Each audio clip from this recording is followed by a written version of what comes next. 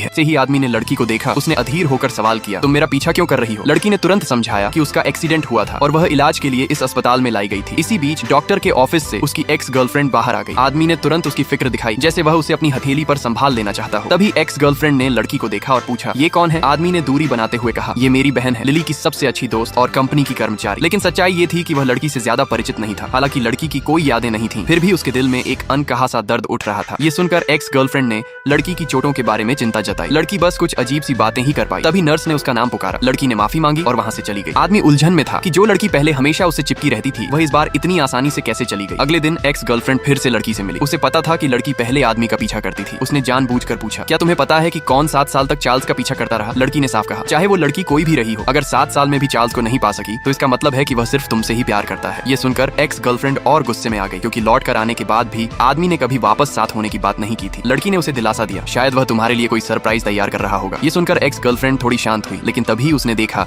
कि आदमी उधर आ रहा है। ताकि आदमी लड़की के लिए कोई भावनाएं न बना ले, उसने जानबूझकर झील में कूदकर लड़की पर इल्जाम लगाने की कोशिश की। ये देखकर आदमी तुरंत पानी में कूद गया और एक्स गर्लफ्रेंड को बचा लिया। लड़की डॉक्टर को बुलाना चाहती थी, लेकिन आदमी ने उसे डांट दिया। उस पर इल्जाम लगाया कि उसने किसी को पानी में धक्का दिया है और मौके का फायदा उठाकर भागना चाहती थी। बिना कुछ सुने आदमी ने अपने लोगों से कहा कि लड़की को पानी में धकेल दो। जब लड़की को होश आया तो लिली उसके पास बैठी थी और बोली, तुम तो बस एक दिन के लिए ही बेहोश थी। लड़की ने सच्चाई छुपा ली ताकि लिली दुखी न हो, लेकिन लिली ने कहा, मेरी समझ के मुताबिक मेरा भाई तुमसे जरूर प्यार करता है, बस अभी तक उसे एहसास नहीं हुआ है। क्या तुम अब भी उसके लिए नहीं लड़ोगी? ये सुनकर लड़की को झील वाला मंजर याद आया और उसने साफ कहा, मैं कभी उस आदमी के लिए नहीं लड़ूंगी जिसका दिल किसी और का हो। अस्पताल से छुट्टी मिलने के बाद लड़की ने नौकरी से इस्तीफा दे दिया और अपने माता पिता और पालक भाई विलियम के पास लौट आई। वह उसे खुश करने के लिए ज्वेलरी डिजाइन प्रतियोगिता में नाम लिखवा देता है। लड़की ने अपना सबसे अच्छा डिजाइन ड्राफ्ट तैयार किया और शुरुआती राउंड भी जीत लिया, लेकिन फाइनल में उसकी फिर से आदमी से मुलाकात हो गई। जैसे ही वे मिले, एक्स गर्लफ्रेंड ने उसका मजाक उड़ाते हुए ताना मारा और जब आदमी ने विलियम को देखा तो उसने सोचा कि लड़की ने किसी को जानबूझकर बुलाया है ताकि उसका ध्यान खींच सके। इतना आत्ममुग्ध इंसान